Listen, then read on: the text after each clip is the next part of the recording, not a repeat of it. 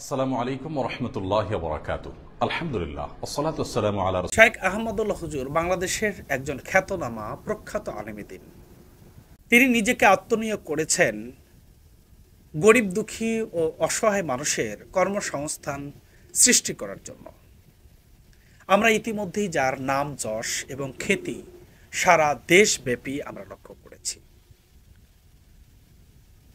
শেখ আহমদুল্লাহ হুজুর গরিব দুঃখী অসহায় মানুষদের কর্মসংস্থান সৃষ্টি করার জন্য বিভিন্ন রকমের বুনিয়াদী শিক্ষা প্রদান করে থাকেন, এমনকি মুআল্লিম প্রশিক্ষণ দিয়ে থাকেন।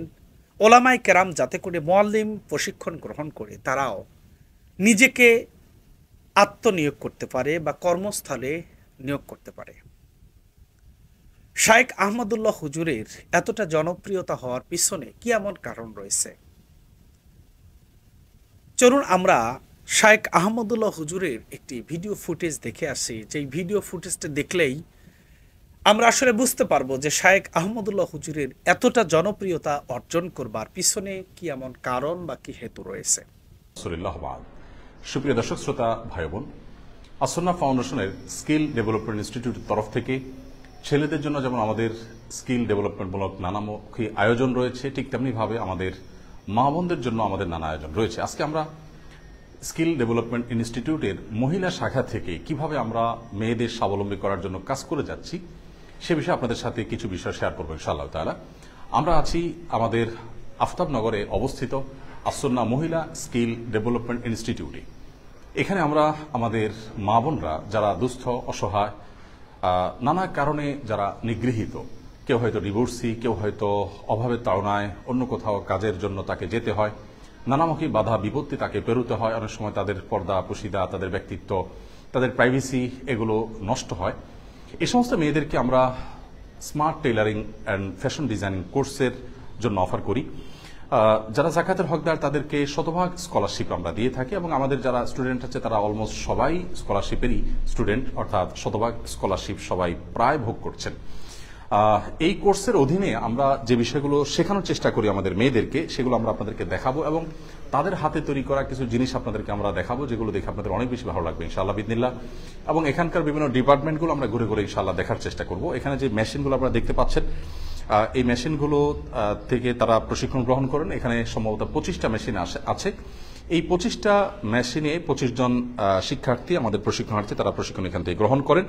এবং এর বাইরে আলহামদুলিল্লাহ আমরা ইতোমধ্যে যে সমস্ত কোর্স সম্পন্ন করেছি আপনাদেরকে জানিয়ে রাখতে চাই। 2টা ব্যাচ আমরা শেষ করেছি, এটা 3য় ব্যাচ আমাদের। এই ব্যাচের নাম হলো বা এই কোর্সের নাম হলো স্মার্ট টেইলারিং ও ফ্যাশন ডিজাইন কোর্স। এই ফ্যাশন ডিজাইন কোর্স এবং স্মার্ট টেইলারিং এর এই কোর্সের প্রথম ব্যাচে আমাদের ছিল 40 জন প্রশিক্ষণার্থী, দ্বিতীয় ব্যাচে ছিলেন 44 জন এবং তৃতীয় ব্যাচে আছেন 38 জন। প্রথম এবং দ্বিতীয় ব্যাচে তাদেরকে আমরা 3 মাস ব্যাপী ট্রেনিং দিয়েছি।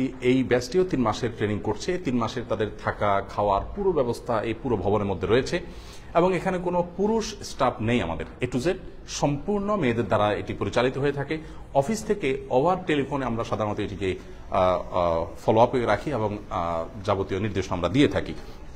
তো আমাদের প্রথম, দ্বিতীয় এবং তৃতীয় প্রত্যেকটি ব্যাচে যারা ছিলেন তাদেরকে আবাসন, তাদের থাকা খাওয়া সবকিছুর ব্যবস্থা করার পাশাপাশি তাদেরকে আমরা প্রথম ব্যাচকে তাদের ট্রেনিং শেষে 30,000 টাকার উপার্জন উপকরণ দিয়েছি। তারা এখান থেকে সেলাইয়ের পর তাদের যে সমস্ত ইনস্ট্রুমেন্টগুলোর দরকার হয়, মেশিন তাদেরকে দিয়ে দিয়েছি। মেশিনের পাশাপাশি আরও কাপড় চোপড় কিনে তাদের যেন নিজেরা বিভিন্ন বাসাবাড়িতে গিয়ে তারা তৈরি করে বিভিন্ন পোশাক তৈরি করে সেগুলো বিক্রি করতে পারেন, সেজন্য তাদেরকে উপার্জন উপকরণ 30,000 টাকার আমরা কিনে দিয়েছি। নগদ টাকা নয়, উপকরণ কিনে দিয়েছি। দ্বিতীয় ব্যাচকে আমরা 40,000 এবং তৃতীয় ব্যাচকেও ইনশাআল্লাহ যথা নিয়মে 40,000 টাকা আমরা দিচ্ছি। এটা হলো সুইং রুম আমরা দেখতে পাচ্ছি। এখান থেকে তারা সেলাইয়ের কাজটা শিখে। আর তার পাশে যেই কক্ষটাতে আমরা এখন যাচ্ছি সেটি হলো কাটিং রুম। কাটিং রুমের এখান থেকে তারা কাটিং শিখে। কিভাবে কাটিং শিখে আমরা আপনাদেরকে একটু দেখাতে চাই। যে কাটিং রুম এখানে লেখা আছে এবং এখানে আমরা দেখতে পাচ্ছি একটা প্রোডাক্ট তাদের তৈরি করা, একটা জামা।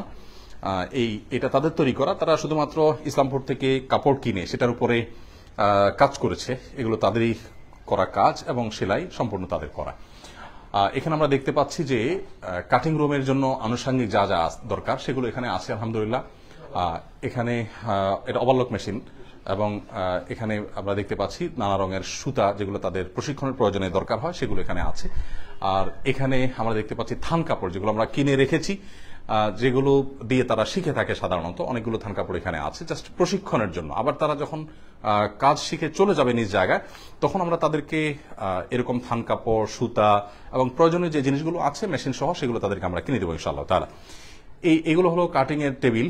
এখানে দেখতে পাচ্ছেন ছোট ছোট খোপ করা আছে এবং এক একটাতে এক ধরনের কাপড় যেগুলো যখন দরকার হয় তারা কেটে কেটে সেখানে রেখে দেয়। তো এখান থেকে তারা কাটিং শিখে থাকে। এখন ওই কোণে আমরা দেখতে পাচ্ছি অনেকগুলো কাপড় যেগুলো তাদেরকে শেখাবার জন্য আনা হয়েছে এবং অনেকগুলো সুতা সেখানে রয়েছে। এগুলো দেখে আমরা হয়তো ধারণা করতে পারছি যে ভলিউমটা কি, অর্থাৎ কত অধিক পরিমাণে তাদেরকে শিখতে হয় এবং তাদের পেছনে কি পরিমাণ শ্রম, সাধনা, অর্থ এগুলো ব্যয় করা হয়। তো এখানে তারা আমরা দেখতে পাচ্ছি যে অনেক কাপড় তারা কেটে কেটে রেডি রেখেছেন। এখান থেকে তাদের কাটিং এর টোটাল প্রশিক্ষণটা হয়ে থাকে। একজন একজন করে প্রত্যেককে আমরা ট্রেনিং দিয়ে থাকি।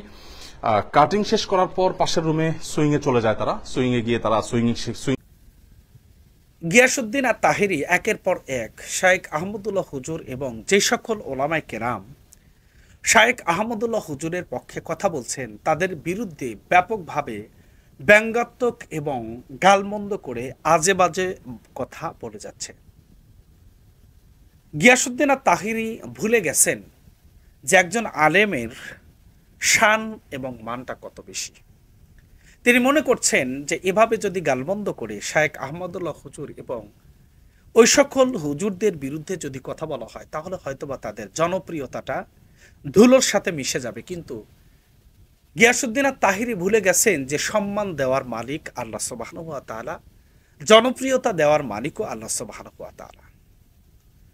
শায়েখ আহমদুল্লাহ হুজুর মানবতার ফেরিওয়ালার মতো কাজ করে যাচ্ছেন। গরিব দুঃখী অসহায় মানুষদেরকে আত্মকর্মসংস্থান সৃষ্টি করার জন্য তিনি ব্যাপকভাবে উদ্যোগ গ্রহণ করে তার সংগঠন আস-সুন্নাহ ফাউন্ডেশনের মাধ্যম দিয়ে গরিব দুঃখী অসহায়দেরকে স্বাবলম্বী করার জন্য বিভিন্ন সময় আমরা দেখে থাকি শায়েখ আহমদুল্লাহ হুজুর বিভিন্ন রকম সামাজিক উন্নয়নমূলক কর্মকাণ্ডে নিজেকে আত্মনিয়োগ করেন এবং সমাজ, রাষ্ট্র, পৃথিবীর বিভিন্ন শ্রেণীর মানুষ থেকে অর্থ সংগ্রহ করে ওই গরিব দুঃখী অসহায় মানুষদের মাঝে বিলিয়ে দিয়ে থাকেন। এতে করে তিনি চেষ্টা করেন যাতে করে এই গরিব দুঃখী অসহায় মানুষগুলো আত্মকর্মসংস্থান সৃষ্টি করে তারা তাদের ইনকামের পর্যায়টা বৃদ্ধি করতে পারে এবং তাদের সংসারগুলোকে সুন্দর রূপে, সুচারু রূপে পরিচালনা করতে পারে। বর্তমান সমাজ ব্যবস্থার দিকে যদি আমরা তাকাই, তাহলে একের পর এক আমরা দেখতে পারবো সুদ, ঘুষ, দুর্নীতি দিয়ে চতুর্দিক একদম ব্যাপকভাবে ভরপুর হয়ে গেছে। শায়েখ আহমদুল্লাহ হুজুর বিভিন্ন সময় জাকাত ফান্ড কালেক্ট করেন এবং সেই জাকাতের অর্থকে গরিব দুঃখী এবং অসহায় মানুষদের মাঝে বন্টন করেন, যাতে করে গরিব দুঃখী এবং অসহায় মানুষগুলো তাদের কর্মসংস্থানের সন্ধান খুঁজে পায় এবং নিজেকে আত্মনিয়োগ করতে পারে সেই সকল কর্মসংস্থানে। আমরা কয়েকদিন পূর্বেই দেখলাম শায়েখ আহমদুল্লাহ হুজুর তিনি গরিব দুঃখী অসহায় মহিলাদের মাঝে সেলাই মেশিন বিতরণ করেছেন এবং সেই সেলাই মেশিন দিয়ে যাতে করে ওই সকল গরিব দুঃখী অসহায় মহিলাগুলো তারা তাদের ইনকামের পর্যায়ে ঘরে বসেই বৃদ্ধি করতে পারেন, এই সুন্দর মানে একটি উদ্যোগ গ্রহণ করেছেন। শায়েখ আহমদুল্লাহ হুজুর সম্পর্কে আসলে সমালোচনা করাটা খুবই সহজ, কিন্তু শায়েখ আহমদুল্লাহ হুজুরের মতো এরকম সমাজ উন্নয়নমূলক কাজ করে দেখানোটা বড়ই কঠিন। গরিব দুঃখী অসহায় মানুষের পাশে শায়েখ আহমদুল্লাহ হুজুর যেভাবে নিজেকে এবং তার সংগঠনকে আত্মনিয়োগ করেছেন, এরকম যদি প্রত্যেকজন ওলামায়ে কেরামি করত, তাহলে সমাজের রূপরেখা, সমাজের একদম পুরো চিত্রটাই কিন্তু পাল্টে যেত বলে আমি মনে করি। আপনারাও যদি মনে করে থাকেন তাহলে অবশ্যই কমেন্ট সেকশনে সেই কথাটাকে উল্লেখ করবেন।